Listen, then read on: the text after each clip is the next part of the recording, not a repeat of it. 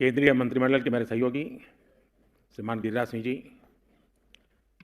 श्री अर्जुन मुंडा जी, श्री मनसुख मंडविया जी और देश के अलग अलग हिस्सों से आई हुई विशाल संख्या में यहाँ पधारी हुई और आपके साथ साथ वीडियो के माध्यम से भी देश भर में लाखों दीदी आज हमारे साथ जुड़ी हुई हैं। मैं आप सबका स्वागत करता हूँ, अभिनंदन करता हूँ। और इस सभागृह में मैं देख रहा हूँ कि शायद ये लघु भारत है, हिंदुस्तान का हर भाषा हर कोने के लोग यहाँ नजर आ रहे हैं, तो आप सबको बहुत बहुत बधाई। आज का ये कार्यक्रम महिला सशक्तिकरण के लिहाज से बहुत ऐतिहासिक है। आज मुझे नमो ड्रोन दीदी अभियान के तहत 1000 आधुनिक ड्रोन महिलाओं के स्वयं सहायता समूहों को सौंपने का अवसर मिला है। देश में जो 1 करोड़ से ज्यादा बहनें पिछले दिनों अलग अलग योजनाओं और प्रयासों के कारण 1 करोड़ बहनें लखपति दीदी बन चुकी हैं। यह आंकड़ा छोटा नहीं है। और अभी जब मैं बात कर रहा था तो वो किशोरी बहन मुझे कह रही थी तो हर महीने 60-70 हज़ार 80 हज़ार तक पहुंच जाती है बोले कमाने में। अब देश के नौजवानों को भी प्रेरणा दे सकते हैं। गांव में एक बहन अपने उद्यम से हर महीने 60,000 70,000 रुपया कमाती है। उनका आत्मविश्वास देखिए। हाँ, किशोरी वहां बैठी है, हाथ ऊपर कर रही है। हाँ। और जब मैं ये सुनता हूं, देखता हूं, तो मेरा विश्वास बहुत बढ़ जाता है। आपको आश्चर्य होगा, कभी कभी आप जैसे लोगों से छोटी मोटी बातें सुनने को मिलती है ना, तो मुझे विश्वास बढ़ जाता है कि हाँ यार, हम सही दिशा में हैं, देश का जरूर कुछ भला होगा। क्योंकि हम योजना तो बनाए, लेकिन उस योजना को पकड़ करके आप जो लग जाते हैं ना, और आप परिणाम दिखाते हैं, और उस परिणाम के कारण सरकारी बाबुओं को भी लगता है हाँ यार कुछ अच्छा हो रहा है, तो काम तेजी से बढ़ता है। और इसी के कारण जब मैंने फैसला लिया कि मुझे अब 3 करोड़ लखपति दीदी के आंकड़ों को पार करना है, और इस उद्देश्य से आज 10,000 करोड़ रुपए की राशि भी इन दीदियों के खाते में ट्रांसफर की गई है। और मैं आप सभी बहनों को बहुत बहुत बधाई देता हूं। माताओं बहनों, कोई भी देश हो, कोई भी समाज हो, वो नारी शक्ति की गरिमा बढ़ाते हुए, उनके लिए नए अवसर बनाते हुए ही आगे बढ़ सकता है। लेकिन दुर्भाग्य से देश में पहले जो सरकारें रही, उनके लिए आप सभी महिलाओं का जीवन, आपकी मुश्किलें कभी प्राथमिकताएं नहीं रही और आपको आपके नसीब पर छोड़ दिया। मेरा अनुभव यह है कि अगर हमारी माताओं बहनों को थोड़ा अगर अवसर मिल जाए, थोड़ा उनको सहारा मिल जाए, तो फिर उनको सहारे की जरूरत नहीं आती है, वे खुद लोगों का सहारा बन जाती है। और ये मैंने तब ज्यादा महसूस किया जब लाल किले से मैंने महिला सशक्तिकरण के बारे में बात करनी शुरू की। मैं पहला प्रधानमंत्री हूं जिसने लाल किले से हमारी माताओं बहनों को शौचालय ना होने के विषय में जो मुश्किलें होती हैं, उस पीड़ा को मैंने व्यक्त किया था कि कैसे गांव की बहनें कैसी जिंदगी जीती हैं। मैं पहला प्रधानमंत्री हूं जिसने लाल किले से सैनिटरी पैड्स का विषय उठाया था। मैं पहला प्रधानमंत्री हूं जिसने लाल किले से कहा कि रसोई में लकड़ी पर खाना बनाती हमारी माताएं बहनें 400 सिगरेट का जितना धुआं होता है ना, वो हर रोज बर्दाश्त करती अपने शरीर में ले जाती है। मैं पहला प्रधानमंत्री हूं जिसने घर में नल से जल न आने पर आप सभी महिलाओं को होने वाली परेशानी का जिक्र किया, इसके लिए जल जीवन मिशन का ऐलान किया। मैं पहला प्रधानमंत्री हूं जिसने लाल किले से हर महिला के पास बैंक खाते होने की जरूरत पर बात कही। मैं पहला प्रधानमंत्री हूं जिसने लाल किले से आप महिलाओं के खिलाफ बोले जाने वाले अपमानजनक शब्दों का विषय उठाया। मैं पहला प्रधानमंत्री हूं जिसने कहा कि बेटी तो अगर देर से घर आती है शाम को, तो माँ बाप भाई सब पूछते कहां गई थी, क्यों देर हो गई। लेकिन ये दुर्भाग्य है कि कोई माँ बाप अपने बेटा देर से आता है तो पूछता नहीं कि बेटा कहां गया था, क्यों, बेटे को भी तो पूछो। और ये बात मैंने लाल किले से उठाई थी, और मैं आज देश की हर महिला, हर बहन, हर बेटी को ये बताना चाहता हूं। जब जब मैंने लाल किले से आपके सशक्तिकरण की बात की, दुर्भाग्य से कांग्रेस जैसे देश के राजनीतिक दल, उन्होंने मेरा मजाक उड़ाया, मेरा अपमान किया। साथियों, मोदी की संवेदनाएं और मोदी की योजनाएं ये जमीन से जुड़े जीवन के अनुभवों से निकली है। बचपन में जो अपने घर में देखा, अपने आसपास पड़ोस में देखा, फिर देश के गांव गांव में अनेक परिवारों के साथ रहकर जो अनुभव किया, वही आज मोदी की संवेदनाओं और योजनाओं में झलकता है। इसलिए ये योजनाएं मेरी माताओं, बहनों, बेटियों के जीवन को आसान बनाती है, उनकी मुश्किलें कम करती है।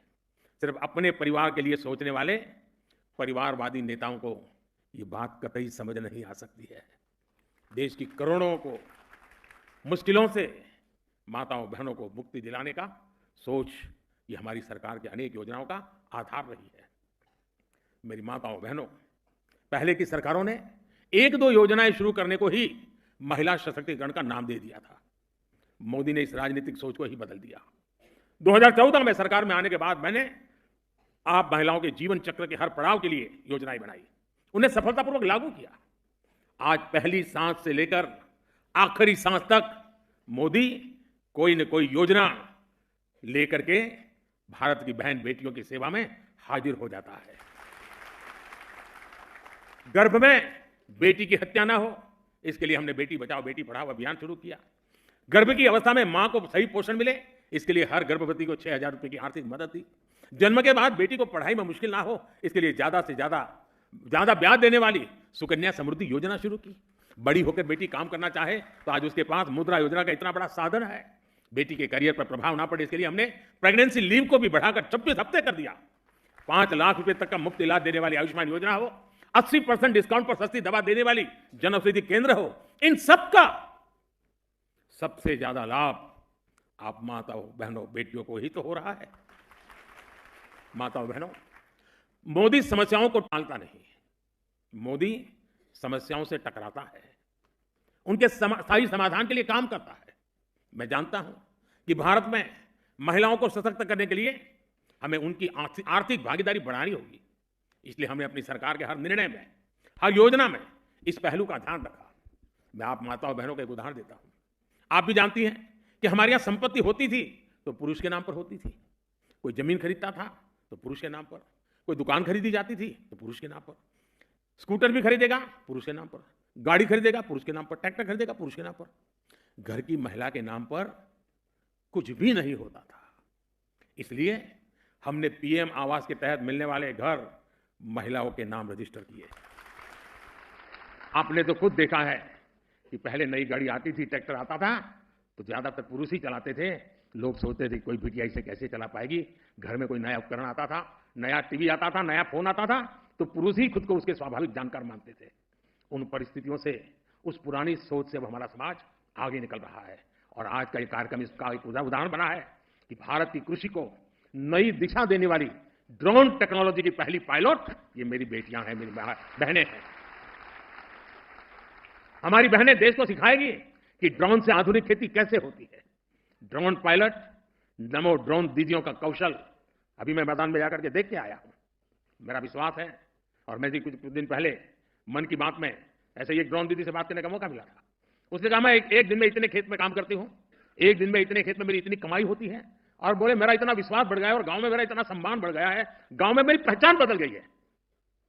जिसको साइकिल चलाना भी नहीं आता है उसको गांव वाले पायलट कह करके बुलाते हैं। मेरा विश्वास है देश की नारी शक्ति 21वीं सदी के भारत की तकनीकी क्रांति का नेतृत्व दे सकती है। आज हम स्पेस सेक्टर में देखते हैं, आईटी सेक्टर में देखते हैं, विज्ञान के क्षेत्र में देखते हैं कैसे भारत की महिलाएं अपना परचम लहरा रही है। और भारत तो महिला कमर्शियल पायलट के मामले में दुनिया का नंबर 1 देश है। हवाई जहाज उड़ाने वाली बेटियों की संख्या हमारी सबसे ज्यादा। आसमान में कमर्शियल फ्लाइट हो या खेती किसानी में ड्रोन्स, भारत की बेटियां कहीं भी किसी से भी पीछे नहीं है। और इस बार तो 26 जनवरी आपने देखा होगा टीवी पे, 26 जनवरी के कार्यक्रम में कर्तव्य पथ पर सारा हिंदुस्तान देख रहा था। नारी नारी नारी नारी का ही ताकत का जलवा था वहां पर। साथियों, आने वाले सालों में देश में ड्रोन टेक्नोलॉजी का बहुत विस्तार होने वाला है। छोटी छोटी मात्रा में दूध, सब्जी और दूसरे उत्पाद अगर नजदीक के मार्केट तक पहुंचाना है तो ड्रोन एक सशक्त माध्यम बनने वाला है। दवाई की डिलीवरी हो, मेडिकल टेस्ट के सैंपल की डिलीवरी हो, इसमें भी ड्रोन बहुत बड़ी भूमिका निभाते हैं। यानी नमो ड्रोन दीदी योजना से जो बहनें ड्रोन पायलट बन रही हैं, उनके लिए भविष्य में अनगिनत संभावनाओं के द्वार खुलने जा रहे हैं। माताओं बहनों, बीते 10 वर्षों में जिस तरह भारत में महिला स्वयं सहायता समूहों का विस्तार हुआ है, वो अपने आप में एक अध्ययन का विषय है। इन महिला स्वयं सहायता समूहों ने भारत में नारी सशक्तिकरण का नया इतिहास रच दिया है। आज का इस कार्यक्रम से मैं स्वयं सहायता समूह की हर बहनों को उनका मैं गौरवगान करता हूं, उनको शुभकामनाएं देता हूं। उनकी मेहनत ने महिला स्वयं सहायता समूह को राष्ट्र निर्माण का प्रमुख समूह बना दिया है। आज स्वयं सहायता समूह में महिलाओं की संख्या 10 करोड़ को पार कर गई है। बीते 10 वर्षों में हमारी सरकार ने सेल्फ हेल्प ग्रुप का विस्तार ही नहीं किया, बल्कि 98% समूह के बैंक अकाउंट भी खुलवाए हैं।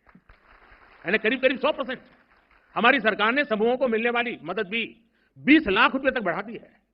अभी तक 8 लाख करोड़ से, आंकड़ा छोटा नहीं है, आप लोगों के हाथ में 8 लाख करोड़ रुपयों से भी अधिक की मदद बैंकों से मेरी इन बहनों के पास पहुंच चुकी है।